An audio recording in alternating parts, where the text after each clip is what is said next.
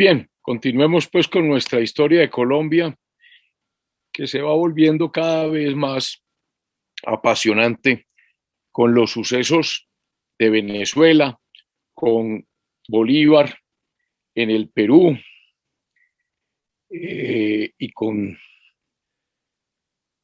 tantas cosas que hay que mencionar. Habíamos dejado en que el Congreso de Colombia ya había llamado, digamos que a juicio, nada más y nada menos que al vencedor de Ayacucho, o mejor, más que el Congreso de Colombia, la Alta Corte de Justicia, o sea, a José María Córdoba, para juzgarlo por un asesinato que se dice él cometió en Popayán en el viaje al Perú. Eh, Él vino, ahí está la grandeza de Córdoba, la civilidad de Córdoba. Atiende el llamado de la Corte Suprema de Justicia, se presenta, se defiende y fue absuelto por mayoría, no por unanimidad. ¿Quién se opuso? ¿Quién falló en contra del general José María Córdoba? El doctor Félix Restrepo. Félix Restrepo, magistrado incólume. Cuenta la historia de que era un riesgo haber hecho esa acusación o ese condenar a Córdoba después de ser el héroe de Ayacucho, después de las glorias que le dio a Colombia y a América. Cuenta la historia que una vez se cruzaron en las calles de Bogotá el doctor José Félix Restrepo y José María Córdoba, calles en ese momento muy solas, y siempre era peligroso. Córdoba era joven, exaltado, eh, impetuoso, y no olvidaba esa condena de José Félix de Restrepo. Todo el mundo esperaba lo peor. Y apenas se encontraron en la misma acera, las aceras eran estrechas, había que ceder a alguien la acera. Inmediatamente, Félix de Restrepo le cedió la acera al general Córdoba, a quien había condenado, diciéndole más o menos estas palabras: gloria al héroe para la patria.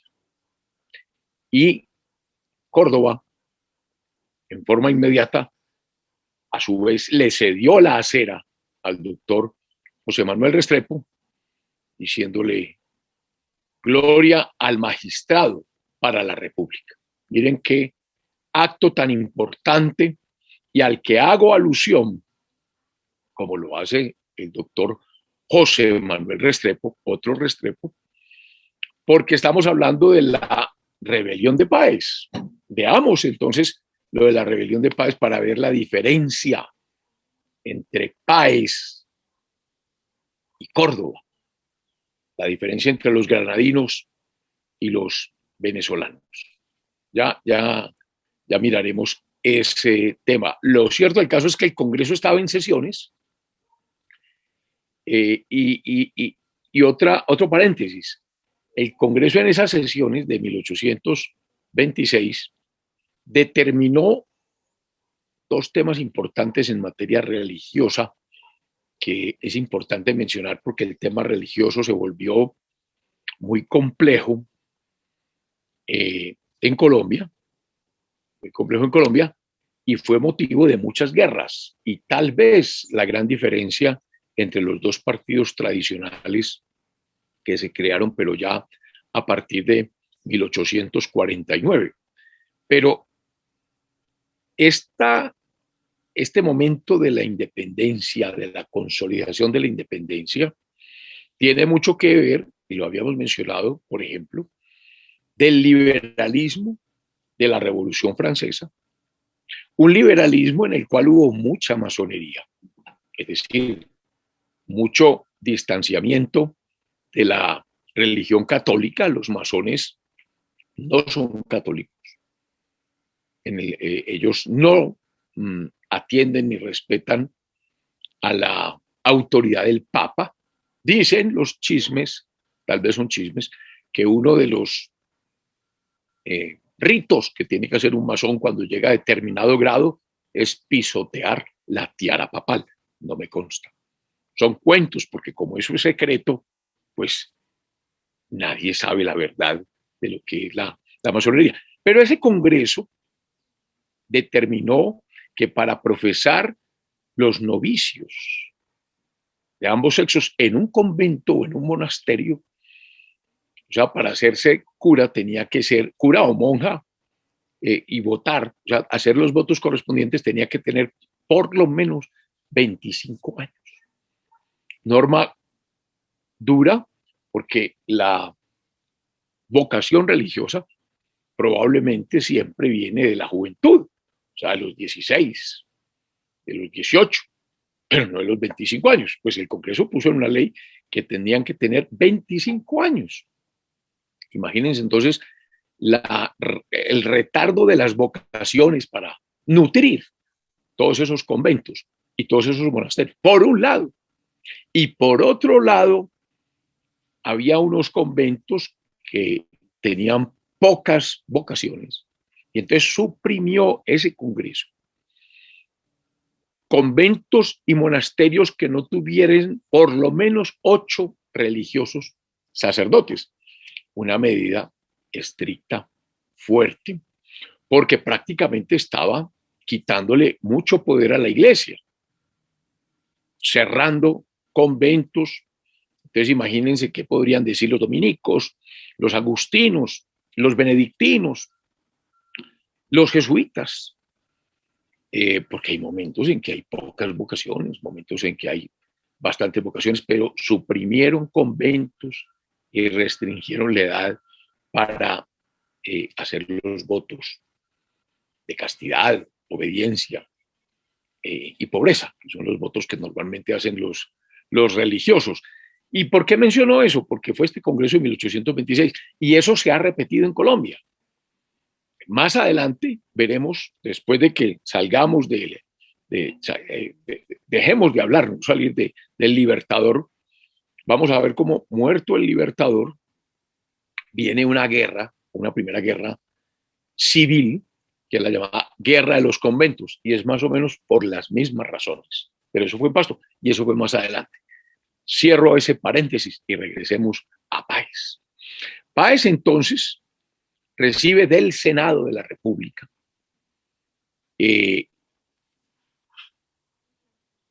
la admisión de la acusación ante el Senado, porque Páez prácticamente estaba gobernando, era el jefe militar de Venezuela. ¿Quién lo acusó? ¿Quién denunció ante el Congreso de la República a Páez? Los mismos venezolanos. Los mismos venezolanos. Vamos a hablar de un señor Peña, vamos a hablar de otro señor Peña Albert, son venezolanos. Y esto para aclarar de una vez las inquietudes que suscitan diciendo que fue Santander. No fue Santander, fueron los venezolanos. Lo cierto del caso es que Páez recibe copia del acuerdo del Senado en que ya admite su acusación y le da, entonces ya Francisco de Paula Santander ya no puede hacer nada más que decirle entregue el mando a otro general, el mando militar y civil de Venezuela, en este caso al general Escalona, a quien Santander nombra comandante general interino. Páez obedeció. Páez comienza obedeciendo porque no había nada más que hacer y hace que sus tropas reconozcan a Escalona, pero le dolió en el alma esa designación, equivocación de Santander, por cuanto Escalona era, Páez lo consideraba su enemigo político.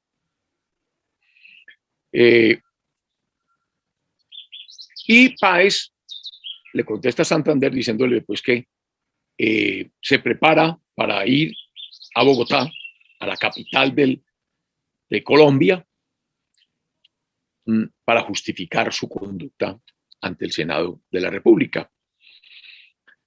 Pero el corazón de Páez está trastornado, molesto, está furioso. Él dijo textualmente que recibir esa acusación fue un puñal que traspasó mi corazón y que sintió tanta rabia y tanto sentimiento que le inspiraron deseos de destruir, así lo dijo Páez, a todos mis acusadores y aún a mí mismo si hubiera sido necesario. Ese era Páez. Recordemos que Páez era un impetuoso, un hombre poco culto, poco letrado, allá perdido en los llanos donde lo encontró el estallido de la revolución.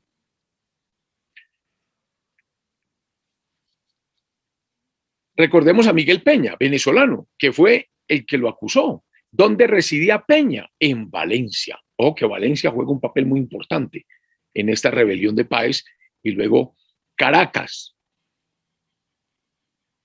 Recordemos que Peña fue uno de los magistrados que juzgó al coronel Leonardo Infante.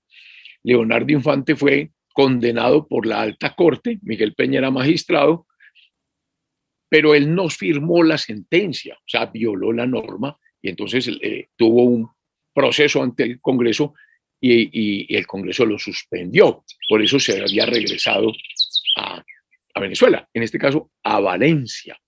Allí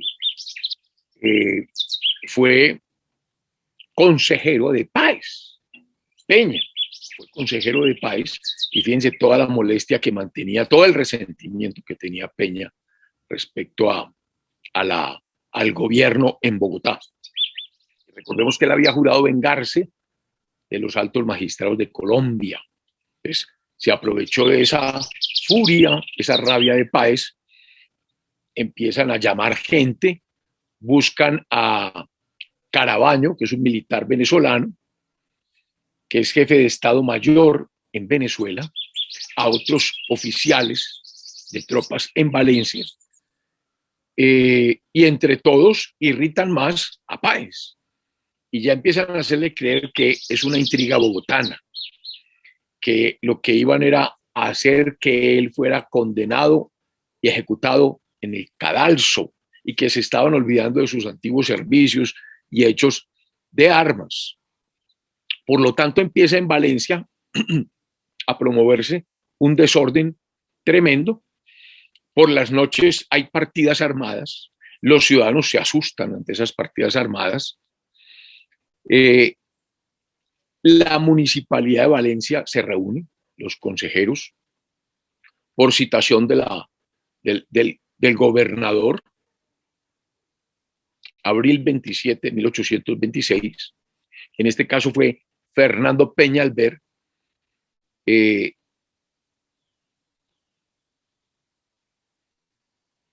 También ocurrió algo, y es que Peñalver dispone que haya una suscripción voluntaria, entre comillas voluntaria, o sea, unos impuestos intempestivos para auxiliar la caja militar.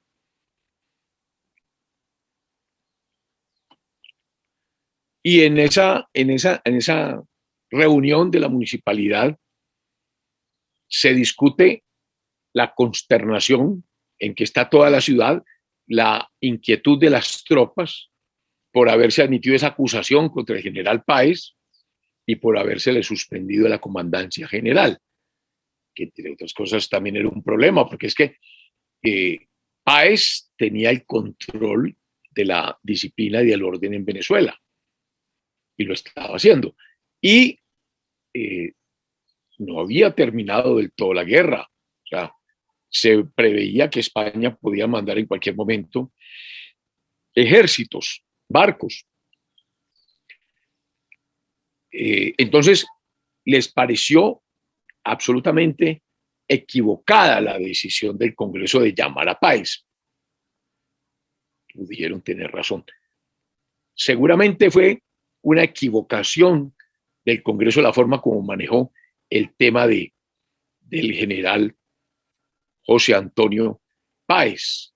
Y necesitaban mucho a Páez para el control de esta situación de alerta en que debía estar Venezuela. Por lo tanto, la Municipalidad de Valencia es excitada para tomar medidas con el fin de suspender los efectos de la orden que había separado a Páez de sus tropas y de la comandancia general. La municipalidad consulta con abogados, entre ellos el famoso doctor Peña, que fue uno de los instigadores de la acusación a Páez, y Peña dijo que no había medida alguna que pudiera suspender la ejecución de la mencionada orden, casi que llevando las cosas a un no retorno, y que ni siquiera el Poder Ejecutivo podía suspender esa orden sin violar la Constitución, porque fue una decisión del Congreso de la República. Entonces, la situación en Valencia se complica más y el 30 de abril de 1826 hay tremendos desórdenes, partidas armadas, llegan a haber 2 asesinatos, robos. Entonces, la inquietud es tremenda. Llega a Valencia otro general que hace rato no hablamos de él, que fue muy complicado. Recuerden que se enfrentó muchas veces a Simón Bolívar, Santiago Mariño. Fíjense que se están reuniendo los venezolanos molestos que estuvieron siempre en contra de Bolívar, y asiste a la revuelta de Valencia y todos aprueban y promueven las ideas revolucionarias. Citan al gobernador de la provincia, al consejo, a la municipalidad de Valencia, se presenta y le dicen: es el pueblo amotinado que exige que se reponga al general Páez en la comandancia general. Peña, al ver que era el gobernador, protesta obediencia a las leyes y que él no tiene facultades para tomar esa decisión. Ya hay 2.000 personas reunidas, invaden el consejo de la municipalidad, aclaman a Páez como jefe militar del departamento. Por lo tanto, designan una comisión que va a la casa de Páez y lo llevan a la sala municipal, me imagino que en hombros, y allí el consejo, el cabildo, lo incita para que reasuma nuevamente el mando. Páez está un poco perplejo y dijo que no pudo resistir el deseo general que él había verificado y que en consecuencia aceptaba el mando que le confería el pueblo y la municipalidad, y que estaba dispuesto a usar todos sus esfuerzos para desempeñarlo. Miren la diferencia con Córdoba. Por eso comenzamos con la actitud de Córdoba cuando va a la corte a defenderse, y la actitud del país que desatiende la institucionalidad. O sea, la espada no está debajo de la Constitución, como en el caso de Santander. La espada sigue estando ahí. La municipalidad, entonces, al ver que Páez aceptaba, le da la orden al jefe de Estado Mayor, coronel Francisco Caraballo, que habíamos mencionado, uno de los grandes agitadores, para que las tropas reconozcan a Páez, y las tropas reconocen a Páez. Ya lo vitorean, lo saludan como su jefe, hay marchas, y se consuma la rebelión de Valencia, 1826. El gobernador Peñalver entonces convino en continuar ejerciendo las funciones de su empleo como gobernador, en su palabra, para evitar mayores males. O sea, era clara la ilegalidad de estos actos que se estaban dando. Páez no escuchaba más que la voz del resentimiento, de sus pasiones impetuosas, y con esto marchita los laureles de su gloria. Y lo que está haciendo es un golpe de Estado. Dicen que Páez, irritado, arroja en público al suelo los distintivos militares que le había conferido el gobierno de Colombia en premio de sus distinguidos servicios. Ya, hay una rebelión. Es decir, aquí hizo Páez como hizo César, el emperador romano, cuando cruza el Rubicón y desata la guerra civil contra Pompeyo, allá en la época de República, y que pone fin a la República. Aquí Páez, al hacer eso, pasó al Rubicón. Y es una verdadera lástima, porque ya viene el enfrentamiento es con la institucionalidad. Ante todo esto, se pide a Bolívar, que está en el Perú, que regrese y que reforme la Constitución de Cúcuta. Recordemos que la Constitución de Cúcuta tenía un problema. Debería durar 10 años como mínimo, o sea, hasta 1831, y estamos en 1826, y mire todo lo que está pasando. Páez entonces, con el motín de Valencia, Valencia de su lado, va a Caracas, y allí hace jurar este status quo, este nuevo estado de cosas por todas las autoridades, y quedó entonces restablecido su magistratura de jefe civil y militar. Y hay unas actas, las actas de Valencia y de Caracas, y son imitadas por otras provincias, por otras municipalidades. Entonces, por la provincia de Caracas, Carabobo y Apure. Hay otras provincias de Venezuela que se declaran por la Constitución, porque esto es un golpe de Estado a la Constitución, por lo tanto, por el sostenimiento del gobierno de Colombia. Ya prácticamente estamos a puertas de una guerra civil en Venezuela. ¿Quiénes estaban por mantener el gobierno de Colombia? Los departamentos del Zulia, Alindes con Santander y el Orinoco, toda esa región del Orinoco, que antes se llamaban Apure y Maturín. Páez envía una comunicación a Bolívar en el Perú, escribiéndole, dándole cuenta de lo que había pasado con Valencia, pero atribuyéndole toda la responsabilidad a Santander, que ya vimos que no tenía nada que ver, que la acusación vino de los mismos venezolanos, pero fue Santander. Él decía que la política de Santander era parcializada, insidiosa, tal vez recordando el enfrentamiento que tuvieron ambos por allá en 1814, en los llanos orientales, en el Casanare, colombianos, cuando baja Santander, cuando se pierde Bogotá, y vienen los llaneros venezolanos también que habían perdido Caracas y están en los llanos, y hay una discusión sobre el mando, y Páez se impone sobre la primacía que tenía Santander. Es decir, esta enemistad viene de atrás.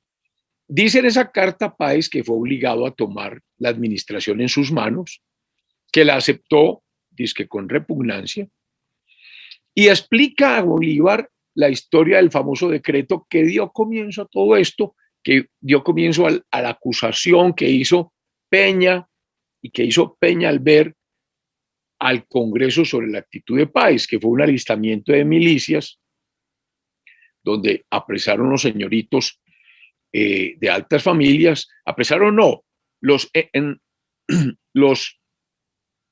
reclutaron, digamos que a la fuerza, porque se necesitaba tropa y había poca tropa. Entonces la queja fue de los papás de estos niños o señoritos, y eso fue lo que dio lugar a la acusación o al reclamo de los venezolanos hacia el Congreso de Colombia. Pero sin embargo, Páez dijo que esa acusación fue promovida y atizada por el general Santander. Le habló al Libertador de las actas de Valencia y de Caracas, y que en nombre de esas actas, para sostener el orden, había aceptado. Él le pide a Bolívar que él debe regresar, que él es el padre de la patria, que debe ser el legislador de su propio suelo. Bolívar estaba feliz en el Perú con Manuelita. Muy bien. Entonces, lo que pareció un tumulto militar del pueblo de Valencia, pues prácticamente se transforma en una casi que una declaración de independencia y una separación de Venezuela de Colombia. Recordemos que desde que se publicó la Constitución de Colombia en Cúcuta, siempre existió en Caracas un partido que pretendía siempre separarse de nuevo a Venezuela y hacer de su capitanía general una república soberana. Se decía que la independencia estaba asegurada, que Venezuela no necesitaba ya de la fuerza ni de los recursos de la Nueva Granada, y que era razón más que suficiente para promover esta separación. Fue la misma protesta que hizo la Municipalidad de Caracas cuando juró la Constitución de Colombia. Y allá hubo un periódico que llamaba El Venezolano, que siempre preconizó y defendió el sistema federativo. Miren, otro tema importante. Recordemos que Nariño, en las discusiones sobre la Constitución de Cúcuta, que fue el primer presidente del Congreso, preconizó el sistema federal.